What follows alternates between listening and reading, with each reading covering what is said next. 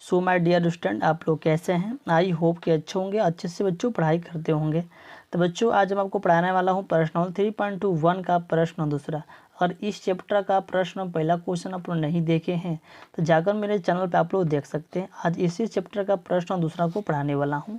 हालांकि बच्चों जो ये क्वेश्चन है बहुत इजी क्वेश्चन, बस आपको ध्यान से देखना दिया है बच्चों कि अनुपातों A1/A2, B1/B2, C1/C2 की तुलना कर ज्ञात कीजिए कि निम्न समीकरण युग्म द्वारा निरूपित रेखाएं एक बिंदु पर प्रतिच्छेद करती है, समानांतर है अथवा समपाती है। ठीक है ना, हमको बच्चों बताना है कि समानांतर अथवा कि समपाती है। ये जो क्वेश्चन है हमको लगा कि ये साबित करना है कि ये समानांतर क्वेश्चन है या कि समपाती है, ये यानी कि प्रतिच्छेद करती हुई रेखाएं है। ठीक, तो बच्चों इस क्वेश्चन को लगाने से पहले हम ये जान लेते हैं कि चलिए हम पहला क्वेश्चन को लिखते हैं। सबसे पहले बच्चों हम ये जान लेते हैं क्वेश्चन को लगाने से पहले कि पहले हम समय को बच्चों स्कूल पहला क्वेश्चन को उतार लेते हैं। पहला क्वेश्चन दिया बच्चों यहाँ पे 5x माइनस के 4y प्लस के 8 बराबर 0 प्लस 8 बराबर 0। ठीक, तो बच्चों यहाँ पे देखिए आप ध्यान से कि एक क्या बच्चों एक यहाँ पे सूत्र लगाएंगे हम। कौन सा सूत्र बच्चों के दो चर वाले रैखिक समीकरण युग्म के व्यापक रूप है। दो चर वाले समीकरण, दो चर वाले रैखिक समीकरण की बच्चों क्या है बच्चों, ये व्यापक रूप है। कौन सा है? ये है, देखिए दिया है ax प्लस b1y प्लस के c1/0। बच्चों ये क्या है बच्चों, यह एक दो चर वाला रैखिक समीकरण एक के लिए बच्चों ये क्या, ये व्यापक रूप है। ठीक, क्या बच्चों एक के लिए क्या बच्चों, ये व्यापक रूप है, व्यापक रूप है। दूसरा बच्चों यहाँ पे लिख लेते, लिखेंगे 7x अब प्लस के 6y माइनस के 9 बराबर 0। ठीक, इसका क्या बच्चों क्या होगा, इसका व्यापक रूप क्या होगा, दूसरा समीकरण का व्यापक रूप क्या होगा, दूसरा समीकरण बच्चों व्यापक रूप होता है क्या, इसका होता है a2x प्लस के b2y अब प्लस के c2 बराबर 0। ये समीकरण एक के लिए है, ये समीकरण दो के लिए। तो हम क्या करेंगे बच्चों, इस समीकरण को इसी पर तुलना करके बच्चों इसको हल करेंगे। ठीक ना, कि बच्चों इसको हल, क्योंकि हमको बच्चों यहाँ पे A/A2, B1/B2 और C1/C2 की बच्चों को तुलना करके इसको हल करना है। तो बहुत ईजी है बच्चों, इसको हम हल कर सकते हैं। देखिए कैसे, अब ध्यान से देखिए। तो यहाँ पर बच्चों हम लिखेंगे कि समीकरण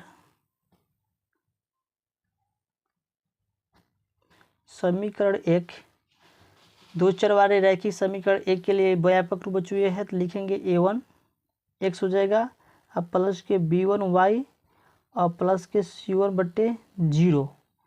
ठीक ना, से एवं समीकरण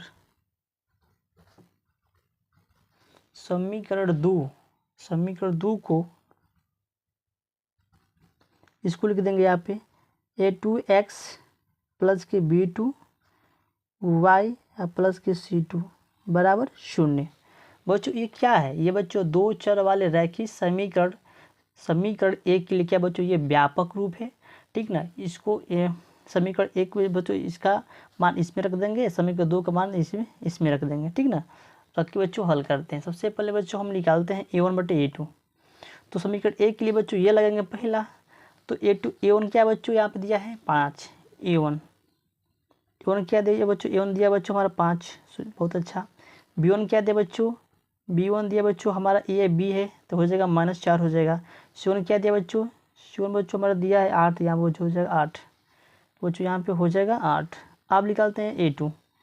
ठीक ना, दूसरा समीकरण, इसमें दूसरा समीकरण मान बच्चों इसमें रखेंगे। a2 कितना है बच्चों, a2 हमारा 7 है। b2 कितना है बच्चों, b2 बच्चों प्लस के 6 है। c2 कितना है बच्चों, c2 हमारा है -9। क्या बच्चों, c2 क्या है बच्चों हमारा -9 है। क्या बच्चों 9 है ना।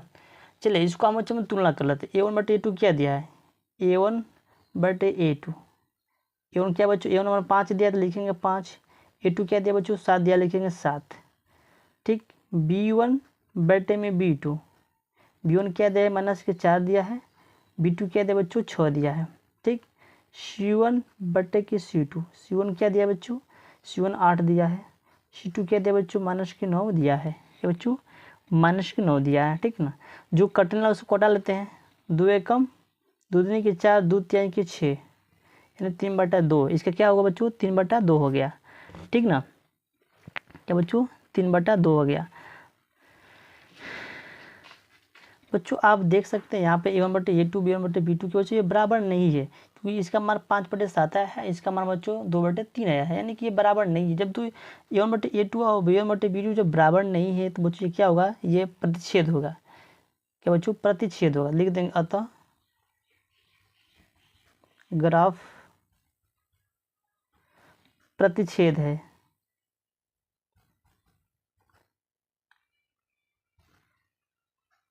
प्रतिच्छेद है, क्या बच्चों प्रतिच्छेद है। तो हम पहला क्वेश्चन को बचा लगाएंगे बच्चों, आप लगाएंगे दूसरा क्वेश्चन को, ठीक ना, इसको लगाएंगे आप। चलिए देखिए अगला पेज पे इसको लगाएंगे, अगला पेज पे, ठीक बच्चों। दूसरा क्वेश्चन क्या था हमारा, दूसरा क्वेश्चन था हमारा कि 9x प्लस के 3y अब प्लस के 12 बराबर 0। दूसरा था 18x अब प्लस के 6y और प्लस के 24 बराबर 0, ठीक ना। तो बच्चों हम क्या करेंगे कि दो चर वाले रैखिक समीकरण एक के लिए बच्चों व्यापक रूप लिख लेंगे और दो के लिए बच्चों व्यापक रूप लिख लेंगे। तो इसका व्यापक रूप होता है बच्चों, वो होता है a1x प्लस के b1y और प्लस के c1 बटे बराबर 0, क्योंकि बच्चों इसका मान इस पे रख के बच्चों तुलना करके इसको हल करेंगे।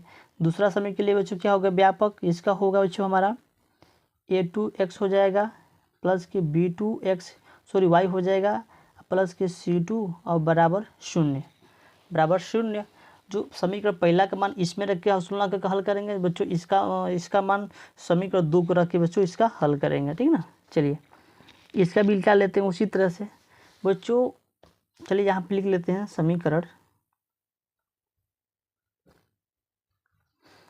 एक को, इसका समीकरण एक व्यापक रूप है ना, लिख देंगे a1x प्लस के b1y प्लस के c1 बराबर 0 से एवं समीकरण 3 को a2x प्लस के b2y प्लस के c2 बराबर 0 ये हो गया। चलिए बच्चों अब हम क्या करेंगे, ये समीकरण एक के लिए इसके तुलना करते हैं, समीकरण 2 के लिए बच्चों इस पर तुलना करके हल करते हैं। चलिए निकालते हैं a1/a2 का मान। a1 का मान कितना है बच्चों, a1 बात बच्चा हमारा 9 है। b1 का मान कितना है बच्चों हमारे प्लस के 3 है और c1 का मान कितना है बच्चों 12 है, क्या बच्चों 12 है। ये बच्चों यहाँ से आप निकाल सकते हैं ना, तो इसका मान रखेंगे इस पे, दूसरा बच्चों इस पे रखेंगे, ठीक। a2 का मान क्या है बच्चों 18 है, b2 क्या है बच्चों प्लस के 6 है, c2 क्या है बच्चों 24 है प्लस के 24 इतना तक कर सकते हैं ना। चलिए आप निकालते हैं, आप निकालेंगे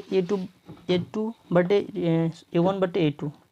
चलिए a1/a2, a1 के मान कितना है बच्चों 9 है, a2 का मान कितना है 18 है, ठीक क्या बच्चों 18 है। चलिए दूसरा निकालिए b1/b2, b1 के मान कितना है बच्चों 3 है, b2 का मान कितना है 6 है।